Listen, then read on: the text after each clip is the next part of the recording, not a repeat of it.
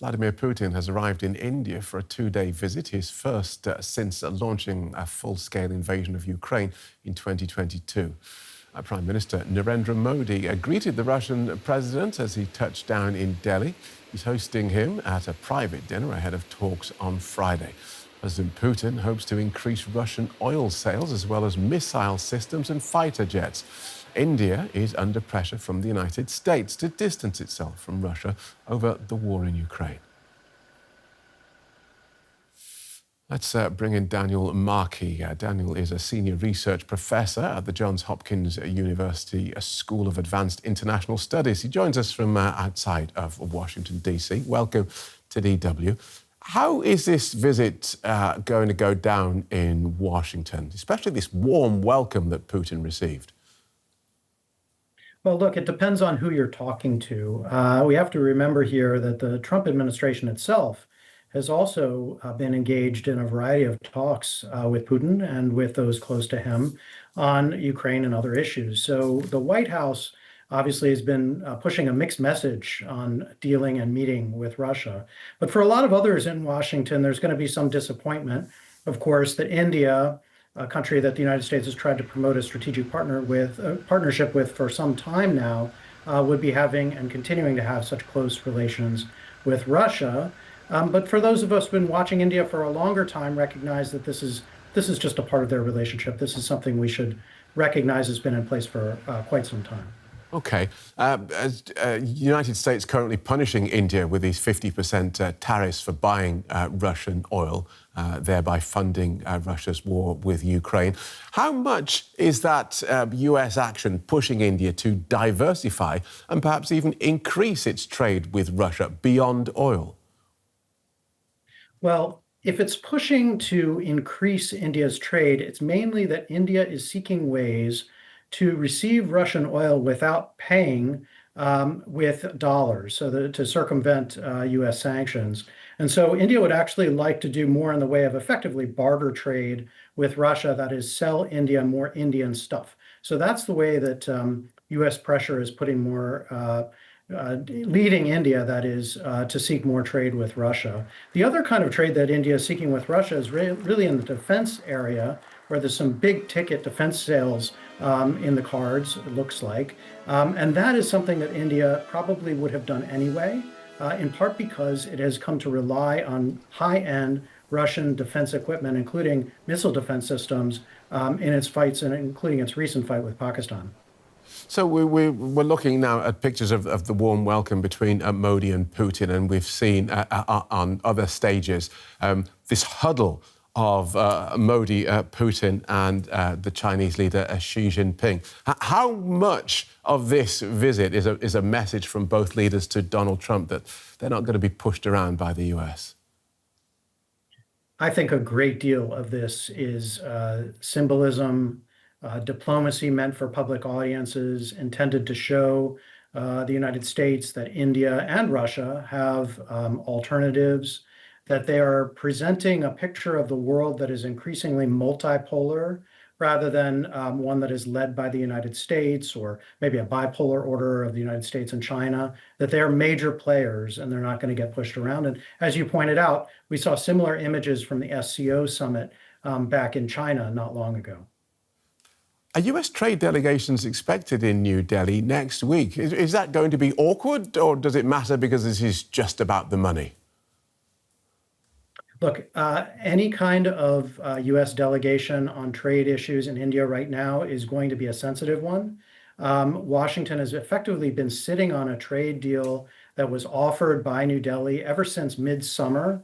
President Trump seems to be driving a very hard bargain, is pushing for something. It's not entirely clear precisely what, but that deal has been held up.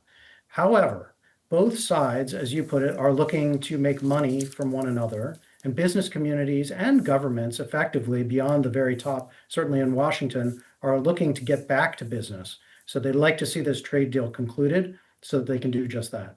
OK, so that's interesting. So this trade deal that has been held up in the works, and of course, India does not want to lose such a massive market that the United States provides. So, but India also the United States also needs India as a strategic partner. So both sides are walking a bit of a tightrope in this. That's right. Look, if this was any president other than Donald Trump, it would be very clear that Washington was eager to pursue this strategic partnership with India. That's kind of been the game plan since dating all the way back to, in some ways, even the Clinton administration, but certainly the George W. Bush administration. And Washington would be looking to do a variety of deals, also to wean India off of its reliance on Russia as a defense partner. That was all in the works. What Donald Trump has brought to this relationship is high stakes negotiations on trade. And India, for its part, felt like it was making significant concessions, as far as I've heard, with respect to that trade deal that's in the works. And yet it still has not materialized. And so the question is, what's the holdup? And as far as I can tell, it really is here in the United States, in the White House. They're seeking some additional concessions on exactly what we don't know. But if that can break through, there will be a whole lot of excitement on both sides for the opportunities that trade would offer. It's very interesting. Thanks for talking us through that, Professor Daniel Markey from Johns Hopkins University. Thank you. Well, let's explore these relationships with political scientist Michael Slobodchikoff from Troy University in Alabama. His research focuses on international alliances and great power politics, especially the relationship between the United States and Russia. He also co-authored the book, India as Kingmaker, Status Quo or Revisionist Power. Welcome to DW. So we saw Narendra Modi greet Vladimir Putin at the airport today, a rare honour for a foreign leader. What do you think India wants from this visit? Well, India wants to maintain its neutrality and work towards a multipolar order, which is what your previous interview was saying. And so India is maintaining its relationship with Washington, but it's also sending a very clear signal that it is treating Putin and Russia as equals, meaning that that Modi went to the airport to meet Putin as an equal to Putin, and not trying to make Putin show up to be met on India's home turf. So this is a clear signal to both Moscow and to Washington about the importance of the Russian and Indian relationship. And is it just about optics? I'm sure there are dollars involved in this. What does India want from Russia? Well, India wants to continue its relationship with Russia. It does want to continue to import oil. And then India also wants the military technology that Russia has been willing to share and to work together with India to produce, as well as space technology. And few people are talking about that, but India and Russia have cooperated tremendously in the area of space. Right. Oil, of course, is the headline measure that everyone's looking for. India has significantly decreased its Russian oil imports. Do you expect that decrease to continue, or can you see it being parlayed into other goods? I think it'll be parlayed into other goods. And India's always been very open to a relationship with Moscow, and it changes depending on the needs of both countries. And so I think that there will be a lot that comes of this meeting. And also something that people aren't talking about is actually India has a lot of people, and with U.S. tightening its immigration policy, Russia is actually looking to import Indian scientists and Indian specialists to work in Moscow. Yes, because Russia has something of a labour shortage. So, skilled workforce. What else is on Vladimir Putin's shopping list? Well, I think that he also wants the idea of a multipolar world to continue, and he wants the fact that India plays the role of kingmaker. That India is willing to support Russia even in times when it is being ostracized by the West. And Putin also wants the narrative to be accepted by New Delhi that this is in part due to NATO's expansion, and it is the West's fault for the war in Ukraine, and that this is a result of unipolarity as opposed to multipolarity. And a lot of people in India believe this, and so the optics are very good through these meetings between Modi and Putin. And a quick word about the multipolar world that Putin, Modi, and of course China's Xi Jinping are all interested in. By multipolar, are they talking about a world in which the United States is not the dominant force, or are they talking about a world in which there are lots of dominant forces and they're carving them up between them? So they're talking about a world where the United States is not the dominant force, but yet is a dominant force, right. And that is something to keep in mind. They recognize that there are not just everything does not go through Washington. So Beijing is important, New Delhi is important, Moscow is important, and increasingly we'll see other countries grow in importance as well. But it is not that everything has to go through Washington the way it has been since really 2001 or since the end of the Cold War, really. Let's talk about the relationship with Washington and the relationship between Trump and Modi. How strained is that at the moment? Well, I think the relationship is strained between Trump and Modi, and part of that is that the Americans have a very hard time of dealing with other countries as equals. And that is understood around the world, from Africa to India to many other countries. The United States is used to being a unipolar power that tells other capitals what to do. And it has a very hard time adapting to this new multipolar reality. And what about the other relationships that India is navigating here as it cultivates its ties with Russia? I'm thinking, for example, of some of India's allies in Europe. Well, I think that India's relationship is with Europe. India treats it as being separate from the global political landscape or geopolitical landscape. So India is saying it can chart its own course. And it doesn't have to necessarily follow the playbook from Washington or from Brussels in terms of how it's going to negotiate or navigate its foreign policy. It can maintain ties with both worlds and hedge against a unipolar system. And that's what it's trying to do. And despite those apparent tensions, we still have a US trade delegation expected in India next week. Is that likely to be awkward, or is everyone just focusing on doing deals and making money?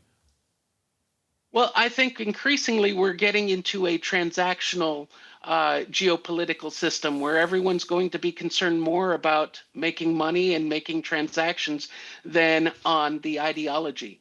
And so that is a change in the global system that we haven't seen recently until now. And so I think that the U.S. trade delegation is looking for gains, and India will be looking for gains.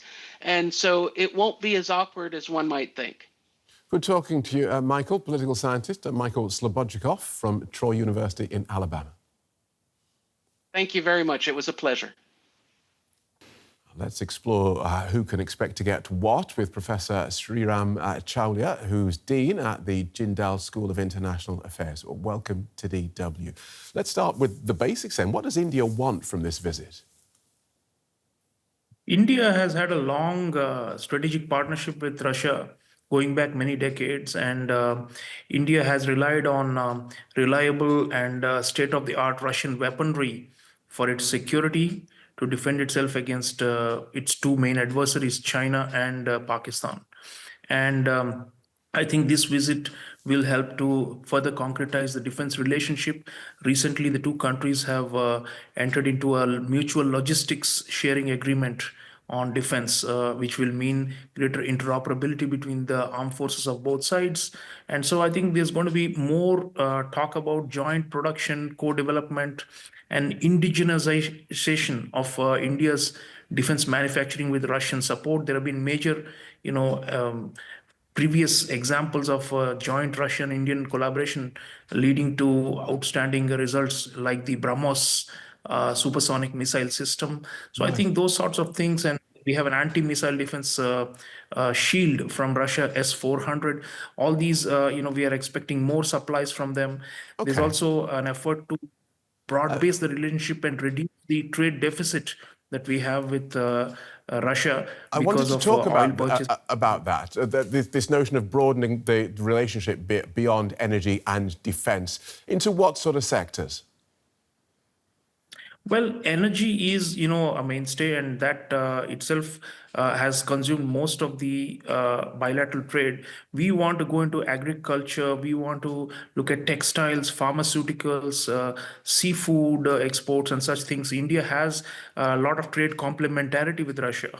Approximately 60% trade complementarity. So we would want to go there so that we can reduce the trade deficit because it's been a one-way traffic where Russia has been selling oil and we've been buying, and that's not very healthy for the long-term relationship. And we also want greater Russian investments in different sectors of our economy. And the hope is that in the long run, we will be able to, weather the Western pressures and continue this relationship because it's mutually beneficial and has created Right. concrete results for both sides. And when you say we, you said we a lot there. You're talking about India, or do you have some stake in this yourself? No, I mean, all of us working for national interests, in Indian national interests, we need the Russian partnership. We also need the American friendship. And we are trying to make sure that both of these are intact. And in fact, as you know, we are also parallelly doing a trade deal with the Americans to end the dispute with the Trump administration. And that is also on the card. So likely we should have a better year in 2026 with both of these engines of India's growth, Russia and the United States coming along with us. And you think New Delhi can do that? It can walk that tightrope between Russian and American interests? Because I'd be interested to know what sort of signals you think this visit sends to Washington, the sight of Putin and Modi embracing, as we saw today. Well, I don't think it should be read as defiance of the US, just the visit, because we have had annual summits for last 25 years. It's a tradition, Russia-India annual summits. I think what we are trying to do is... Forgive me, let me just interrupt there. Just because those annual summits, they stopped, though, didn't they, after Russia launched its full-scale invasion of Ukraine? This is the first one since then. This is the first one where Putin is coming to India, but Prime Minister Modi has been to Russia last year in 2024. So they have resumed. We have had 23 annual summits in the last 25 years. So we just missed it twice. And what has been India's stance on Russia's invasion of Ukraine? Well, Prime Minister Modi is one of the first world leaders who has access to President Putin and who told him directly that this is not the era of war and we would like them to enter into a negotiated settlement and to end the conflict. We have never favored what Russia has done in Ukraine, but on the other hand, we want this national interest-based bilateral pragmatic cooperation with Russia to continue. So that's been, our effort. And I think India has also passed on messages from the Europeans and the US to directly to President Putin through Prime Minister Modi. And India is interested in playing a behind-the-scenes role to try and bring this war to a close. Because if the war comes to a close, we can, have this, like I said, the best of both worlds, both Russia and the United States. And in fact, the ongoing efforts to end the war in Ukraine is good news for us because then we don't have to be under any pressure to choose between one or the other. Good talking to you, Professor. Professor Sreeram Chaulia from the Jindal School of International Affairs.